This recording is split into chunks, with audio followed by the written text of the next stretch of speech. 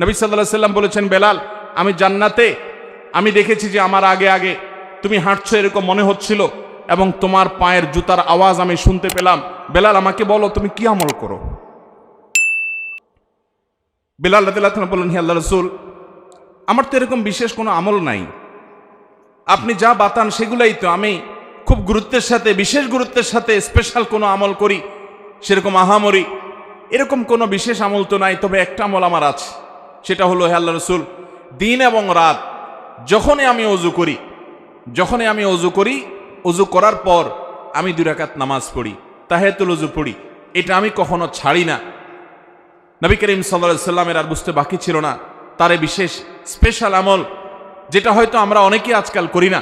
বিশেষ করে আমাদের সমাজ থেকে তাহিয়াতুল ওযুয়ে নামাজ বিলুপ্ত হয়ে গেছে, এই সুন্নাত আজ হারিয়ে গেছে। আমরা ওযু করার পর 2 রাকাত নামাজ পড়ার বেশিরভাগ মানুষ অভ্যস্ত না। তাহিয়াতুল ওযু তো পরের কথা, তাহিয়াতুল মসজিদও আমাদের সমাজ থেকে হারিয়ে গেছে। মানুষ মসজিদে চলে যায়, ধাপ করে বসে যায়, অথচ নবী সাল্লাল্লাহু আলাইহি সাল্লাম বলেছেন, ইদা দাখালা আহাদুকুমুল মসজিদা, তোমাদের কেউ যদি মসজিদে প্রবেশ করে, ফালা ইয়াজলিস হাত্তা ইউসাল্লি রাকাতাইন, তাহলে সে মসজিদে ঢুকে যেন 2 রাকাত নামাজ পড়া ছাড়া না বসে। নবী করিম সাল্লাল্লাহু আলাইহি সাল্লাম এত গুরুত্ব দিতেন। এক ব্যক্তি এসে বসে গেছে, তিনি তাকে বলেছেন, তুমি কি 2 রাকাত নামাজ পড়েছো? লোকটি বলেছে, না, পড়ি নাই। নবীজি বলেছেন, কুম, দাঁড়াও, তুমি 2 রাকাত নামাজ পড়ো, তারপরে বসো। আল্লাহর ঘরের সম্মানার্থে গিয়ে বসতে হলে তুমি 2 রাকাত নামাজ পড়বে, তারপরে গিয়ে বসবে।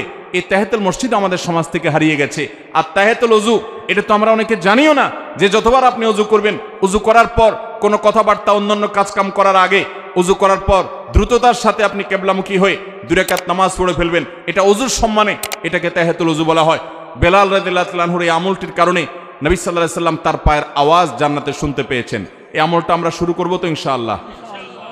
আল্লাহ আমাদেরকে আমল করার তৌফিক দান করুন। নবী করিম সাল্লাল্লাহু আলাইহি সাল্লাম জান্নাতে এরকম আর অনেকগুলো দৃশ্য দেখতে পেয়েছেন। আমরা এরপরে জানবো যে নবী করিম সাল্লাল্লাহু আলাইহি সাল্লাম মেরাজ শেষ করে, মেরাজের প্রাককালে, মেরাজের মধ্যে নবী সাল্লাল্লাহু আলাইহি সাল্লামের জীবনের সবচেয়ে বড়, মেরাজের পুরো সফরের মধ্যে সবচেয়ে বড় ঘটনা কোনটা ঘটেছে? সবচেয়ে বড় ঘটনা ঘটেছে আল্লাহর পক্ষ থেকে সালাত বা নামাজের যে বিধান দিয়েছেন মেরাজে। এটা ছিল তার মেরাজের সবচাইতে ফোকাস পয়েন্ট, সবচাইতে গুরুত্বপূর্ণ ঘটনাবলীর অংশ। আল্লাহ রাব্বুল আলামিন নবী করিম সাল্লাল্লাহু আলাইহি সাল্লাম যখন আল্লাহর কাছে গেলেন, আল্লাহর প্রশংসা ইত্যাদি নিবেদন করলেন, আল্লাহর কুদরত অবলোকন করলেন, আল্লাহর শুকরিয়া আদায় করলেন, তিনি যখন ফিরে আসছেন আল্লাহর অনুমতি নিয়ে, তখন আল্লাহ রাব্বুল আলামিন নবী করিম সাল্লাল্লাহু আলাইহি সাল্লামকে 50 ওয়াক্ত নামাজ দিলেন, যে যাও তোমার উম্মতের জন্য 50 ওয়াক্ত নামাজ দেয়া হলো। প্রতিদিন রাত দিন 24 ঘন্টার ভিতরে 50 বার তারা নামাজ পড়বে, এটা ফরজ করে দেওয়া হলো, তুমি এটা নিয়ে যাও। নবী আলাইহিস সালাম এটা নিয়ে আসছিলেন। প্রতিমধ্যে তার সাথে ষষ্ঠ আকাশে মুসা আলাইহিস, পঞ্চম আকাশে মুসা আলাইহিস সালামের সাথে সাক্ষাৎ। মুসা আলাইহিস সালাম বললেন যে, আমি বনি ইসরাইলের নবী হিসাবে, তাদের দায়িত্বশীল হিসাবে আমার অভিজ্ঞতার আলোকে বলছি, তোমার উম্মত দিন এবং রাত 24 ঘন্টার মধ্যে অন্যান্য কাজকাম সব করে এর ফাঁকে আবার 50 বার নামাজ, এটা তারা পড়তে পারবে না, এটা তাদের জন্য কষ্টকর হয়ে যাবে। অতএব তুমি আল্লাহর কাছে গিয়ে এই নামাজ একটু কমায় আনো। নবী সাল্লাল্লাহু আলাইহি সাল্লাম আল্লাহর কাছে গেলেন, যা বললেন, আল্লাহ, আমার উম্মতের জন্য এটা অনেক কষ্ট হয়ে যাবে, আপনি একটু কমায় দেন। আল্লাহ তাআলা তাকে 5 ওয়াক্ত কমায় 45 ওয়াক্ত দিলেন। এরপরে আবার আসলেন, মুসা আলাইহিস সালামের সাথে সাক্ষাৎ, তিনি আবারও বললেন একই কথা, আবারও নবীজি ফিরে গেলেন, আল্লাহ তাআলা আরো 5 ওয়াক্ত কমায় দিলেন। এভাবে কমাইতে কমাইতে 9 বার আসা যাওয়া হলো এবং 5 9 45 ওয়াক্ত নামাজ কমানো হলো, থেকে গেল 5 ওয়াক্ত। এরপরে নবী সাল্লাল্লাহু আলাইহি সাল্লাম মুসা আলাইহিস সালামের কাছে এসে বলল যে, আমি আর আল্লাহর কাছে কমানোর জন্য যেতে পারবো না, আমি বিব্রত বোধ করছি, ইতস্তত বোধ করছি যে একটা বিষয় কতবার কমাবো। আর 5 ওয়াক্ত আল্লাহ তাআলা নির্ধারণ করে আমাদের প্রিয় নবী সাল্লাল্লাহু আলাইহি সাল্লামকে বলে দিয়েছেন, যাও মুহাম্মদ, তোমার উম্মতকে জানিয়ে দাও, তারা যদি 5 ওয়াক্ত নামাজকে ঠিকঠাক মতো সময় মতো হক আদায় করে, সুন্দর করে আদায় করে, তো আল্লাহ রাব্বুল আলামিন তাদেরকে 50 ওয়াক্ত পড়লে যে পরিমাণ তারা সওয়াব পেত, আল্লাহ বলেছেন যে সেই পরিমাণ সওয়াব তাদেরকে আমি 5 ওয়াক্তের মাধ্যমে দেব। 5 ওয়াক্ত নামাজকে হক আদায় করে করবো তো ইনশাআল্লাহ। ওয়াক্ত মতে ইহতিমামের সাথে, ধীরস্থিরতার সাথে, সৌন্দর্যের সাথে, মনোযোগের সাথে, আল্লাহর স্মরণ সাথে নিয়ে আল্লাহ রাব্বুল আলামিনকে স্মরণ করবার জন্য আকিমিস সালাত আলি যিকরি, আমরা মহব্বতের সাথে খুশু খুশুর সাথে মৃত্যুর আগ পর্যন্ত 5 ওয়াক্ত নামাজকে আঁকড়ে ধরবো তো ইনশাআল্লাহ। ভাইরা আমার, নবী করিম সাল্লাল্লাহু আলাইহি সাল্লামকে আল্লাহ রাব্বুল আলামিন মেরাজে ডেকে নিয়ে একান্ত কাছে নিয়ে এই 5 ওয়াক্ত নামাজ দিলেন। এই নামাজ যার যত বেশি সুন্দর হবে সে আল্লাহর তত বড় ওলি, সে আল্লাহর তত বড় নেককার। যার নামাজ যত তাড়াহুড়ো হবে, যার নামাজে যত অবহেলা হবে, যার নামাজে যত মনোযোগ কম থাকবে, যার নামাজ সালাত যত অসুন্দর হবে, এই ব্যক্তির সাথে আল্লাহর সম্পর্ক তত দুর্বল প্রমাণ হবে। অতএব ভাইরা আমার, মুরব্বীরা আমার, আল্লাহর ওয়াস্তে চ্যালেঞ্জ হিসেবে নিতে হবে, আমরা জীবনে আমাদের জীবন যাবে, আমার প্রাণ যাবে, আমার নামাজ কখনো ছুটতে পারে। অতএব নামাজের ওয়াক্ত হবে, ইমানদার কখনো নামাজে গাফলতি করবে। নবী করিম সাল্লাল্লাহু আলাইহি সাল্লামকে আল্লাহ রাব্বুল আলামিন এই বিধানটি দেওয়ার জন্য তাকে নিয়ে গেলেন মেরাজে। অথচ এত কাছে নিয়ে আল্লাহ রাব্বুল আলামিন অন্য কোনো বিধান দেন নাই। রোজার বিধান আল্লাহ তাআলা জিবরিলকে দিয়ে পাঠিয়ে দিয়েছেন, যাকাতের বিধান জিবরিলকে দিয়ে পাঠিয়ে দিয়েছেন, হজের বিধান আল্লাহ রাব্বুল আলামিন জিবরিলকে দিয়ে পাঠিয়ে দিয়েছেন। ইসলামের অন্য সমস্ত বিধিবিধান, ফরজ নির্দেশগুলো কোরআনের আয়াত নাজিল করেছেন, জিবরিলকে দিয়ে পাঠিয়েছেন। 5 ওয়াক্ত নামাজ এত গুরুত্বপূর্ণ, এত গুরুত্বপূর্ণ যে আল্লাহ তাআলা তার নবীকে ডেকে নিয়ে গেছেন নিজের কাছে, একান্তে ডেকে নিয়ে নিজে সরাসরি এই নামাজের নির্দেশ দান করলেন। এজন্য ভাইয়েরা দেখবেন আমাদের প্রিয় নবী সাল্লাল্লাহু আলাইহি ওয়াসাল্লাম তার জীবনে নামাজের গুরুত্ব কেমন ছিল। তিনি যখন মৃত্যু শয্যায় দুনিয়া থেকে বিদায় নেওয়ার ঠিক আগ মুহূর্ত যখন চলছে, জীবন সায়ান্নে, এরকম কঠিন একটা পরিস্থিতিতে তিনি প্রচন্ড অসুস্থ, জ্বরে, অসুস্থতায় বারবার তিনি বেহুশ হয়ে যাচ্ছিলেন। তিনি পানি আনাচ্ছিলেন, হুঁশ আসার সাথে সাথে একটু হুঁশ ফিরে এসেছে, সাথে সাথে পানি আনালেন এবং পানি ঢাললেন, অজু করলেন, মুখে পানি ঢাললেন, শরীরে পানি ঢাললেন, ঢালার পরে কিছুটা আরাম বোধ করলেন, আবার সেন্সলেস হয়ে গেল। এরপরে আবার যখন হুঁশ আসলো তিনি জিজ্ঞাসা করলেন লোকেরা নামাজ পড়ে ফেলেছে কিনা। বলা হল না আল্লাহ রসুল, সবাই অপেক্ষা করছে আপনার ইমামতিতে নামাজ পড়বে, এদিকে আপনি অসুস্থ। এই কথা বলার পর তিনি আবার সেন্সলেস হয়ে গেলেন, আবার পানি ঢালা হলো, একটু সেন্স আসার সাথে সাথে আবারও একই কথা, মানুষেরা কি নামাজ পড়ে ফেলেছে। নবী করিম সাল্লাল্লাহু আলাইহি সাল্লামকে এই কষ্টের চোটে তিনি বেহুশ হয়ে যাচ্ছেন বারবার। যখন এই পানি ঢেলে তাকে একটু আরাম দিয়ে একটু হুঁশে ফিরে আনা হচ্ছিল, হুঁশে আসার সাথে সাথে তার প্রশ্ন, সবাই নামাজ কি পড়ে ফেলেছে। এরপরে যখন তিনি মোটামুটি একটু স্টাবল হলেন, নামাজ পড়ার মতো হলেন, কিন্তু উঠে গিয়ে মসজিদে নববীতে যারা গেছেন মদিনাতে জানেন নবীজির মিম্বর এবং তার কবর, এই কবর এবং মিম্বর, কবরটা ছিল তার বাসা, তার হুজরা, তার উম্মুল মুমিনিনদের হুজরা, আয়েশা রাদিয়াল্লাহু আনহার হুজরা, ওখান থেকে তার মিম্বর সামান্য কয়েক গজ দূরত্ব। এই প্যান্ডেলের এই মাথাও হবে না, অল্প একটু জায়গা। এটুকু জায়গা নবী সাল্লাল্লাহু আলাইহি সাল্লাম পায়ে হেঁটে নামাজ পড়ার মতো ক্ষমতা ছিল না, এত দুর্বল হয়ে গেছেন, এত অসুস্থ, বারবার সেন্সলেস হচ্ছিল।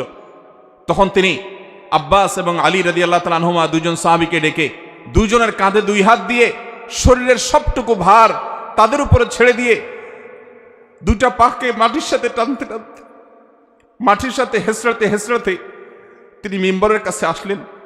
কিন্তু ইমামতি করার মতো শক্তি শরীরে নাই।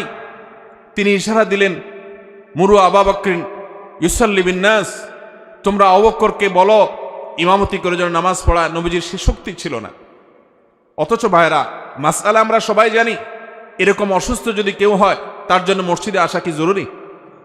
এত অসুস্থ হলে তিনি তো বাসায় নামাজ পড়তে পারেন।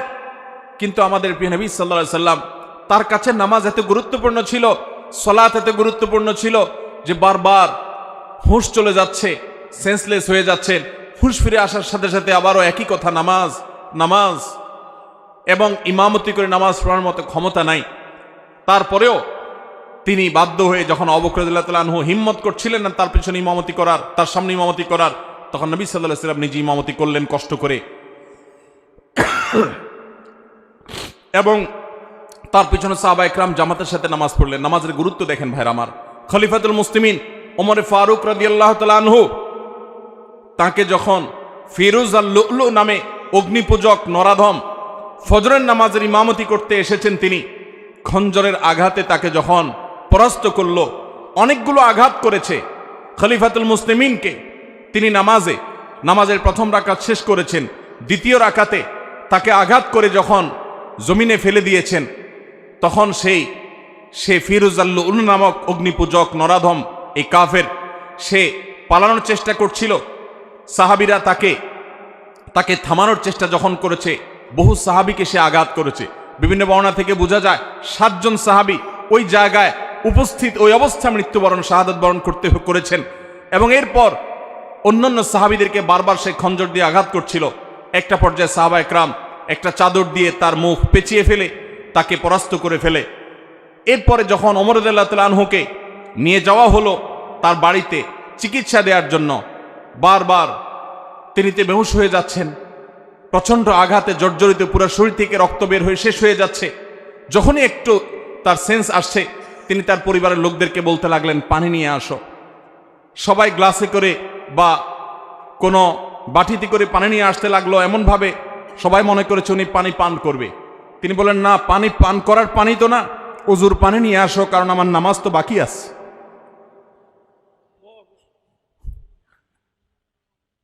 ওযু করে তারপরে লোকদেরকে নির্দেশ করলেন নামাজের আয়োজন করার জন্য। ভাইরা আমার, নামাজের গুরুত্ব আজ মুসলমান আমরা বুঝি না। আল্লাহ রাব্বুল আলামিনের কাছে এটা এত গুরুত্বপূর্ণ। আপনি দাঁড়িয়ে পড়তে পারবেন না, বসে পড়বেন, বসে পড়তে পারেন না, শুয়ে পড়বেন, ইশারায় পড়বেন, ওযু করতে পারেন না, তায়াম্মুম করবেন। আপনার তায়াম্মুম করার ব্যবস্থাও যদি না থাকে, কোনো মাটি জাতীয় কিছু যদি আপনার হাতের কাছে না থাকে, তো ওই অবস্থায় আপনি নামাজ পড়বেন। সতর ঢেকে নামাজ পড়বেন। সতর ঢাকার মতো কোনো ব্যবস্থা যদি আপনার না থাকে, তাহলে ওই অবস্থায় আপনি বসে নামাজ পড়বেন। আপনি সমুদ্রে নিমজ্জমান, ওই অবস্থায় আপনি নামাজ পড়বেন। কিবলার দিকে ফিরে নামাজ পড়বেন। কিবলার দিকে ফিরতে পারেন না, তাহলে অনুমান করে কিবলার দিকে বা যেদিকে সম্ভব সেদিকে ফিরে সালাত আদায় করবেন। কিন্তু নামাজ মাফ নাই।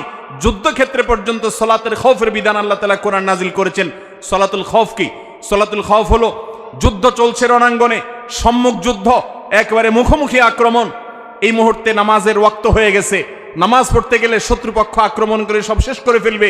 ইসলামের নির্দেশ, কোরআনের নির্দেশ হলো যে তখন তোমরা নামাজে জামাতের সাথে ওই অবস্থাতেও নামাজ পড়বে, কিন্তু একদল জামাতে নামাজ পড়বে, আরেক দল শত্রুদের সাথে লড়াই করে আত্মরক্ষা করবে। একদল যারা ইমামের সাথে নামাজ পড়ছে, তারা 1 রাকাত নামাজ শেষ করে, 1 রাকাত সালাত শেষ করে তারা চলে যাবে যুদ্ধে। যারা এতক্ষণ যুদ্ধ করছিল, তারা এসে ইমামের পিছনে আবার দাঁড়িয়ে তারা 1 রাকাত পড়বে। তারা তাদের 1 রাকাত শেষ করে আবার চলে যাবে। 1 রাকাতের মাঝখানে যাওয়া জায়েজ নাই। কিন্তু যুদ্ধক্ষেত্রে সালাতুল খৌফের বিধান এটা জায়েজ আছে যে তোমার জীবন রক্ষা করতে হবে, তোমার নামাজও রক্ষা করতে হবে। ইমানদার কখনো কোনো যুক্তিতে নামাজ ছাড়ার মতো কোনো সুযোগ, কোনো পরিস্থিতি, কোনো অবস্থা ইমানদারের জীবনে থাকতে পারে না। কারণ নামাজের চাইতে গুরুত্বপূর্ণ কোনো বিধান ইসলামে আর। মোহতারাম হাজিরিন, আল্লাহ রাব্বুল আলামিন এই নামাজের গুরুত্ব আমাদেরকে বুঝার তৌফিক দান করুন।